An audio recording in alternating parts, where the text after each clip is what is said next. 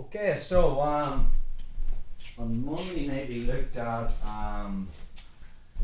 the knee press method of controlling distance between me and Tyrone. So again, say I'm in my open guard and I didn't have the De La Hiva hook yet. Tyrone's driving into me. My hip was too close and I didn't have the right angle.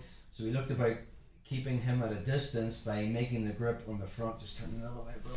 Yep. By making the grip on the front of the shin, and now from that position I can be leg pressing. So in that model my back's flat on the back, so once I actually leg press, now I have the angle, I can start to get into my De La Hiva hook position, and now I don't need this to control the distance. As he drives into me, the sole of my foot and his hip keeps him back. Of course then I'm keeping this, and as he tries to make the grip, now I have my grips and we're good to go. So that's the knee press method. The other method John Thomas uses to control the distance is called the knee shield method. So as Tyrone drives into me, instead of being flat on my back and I haven't had my De La Hiva hook in yet, the grip will be at the back of the pants, and now I'm just turning onto my side, so it's a side tilt method. Again, as Tyrone drives into me, it's my knee shield. Okay, so my left instep is glued to his right hip. What Tyrone wants is inside grip, and then he can stuff the leg and step over. So I'm actually just making a connection here. The minute I make that grip and as he drives into me, obviously that's going to give me the collar grip, and we'll be looking at sweeps you can do from there. Again, I'll be bringing my knee on the inside. And now the goal will be obviously to get the strong De La Hiva hook.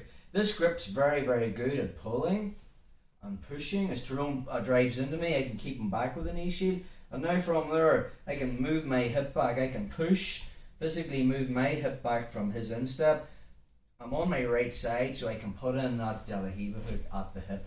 And again, just like before, from that position, I have the off balancing now. I can push him, I can pull him, I can push him backwards, I can get him post with his hands on the mat. If I'm looking for the far sleeve, I can release from this and start hiding this, and then when he makes the grip, now we're playing with our game.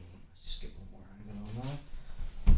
So the two things we want to be thinking about when we're using this model is controlling the distance. We talked about this in week one. The closer Tyrone's head is to mine, the weaker the De La Hiva guard is. And also I'm searching for the far side grip, far sleeve grip, the near side, or the collar grip. So again, from here, if we're going for this knee shield method, I can't be flat on my back, so I'm going to turn on my side. As he gets close to me, I'm using my shin, the connection of my shin and myself. As he drives in, that's keeping him back. The grip will be at the back of the pants, and now I can find that collar and bring my knee to the inside. Again, as Tyrone drives into me, this grip is very, very good. I can keep him back, so I can push with the knee shield. I can also pull with the collar grip and start to get his hands on the mat, but the goal will be, obviously, from here, because we're playing De La Hiva, will be to get the angle, to get in my strong De La Hiva hook. Once I have that grip, then I can start looking for the near side sleeve, the collar, and controlling that distance, and then the sweeps will be the next thing once we off balance them.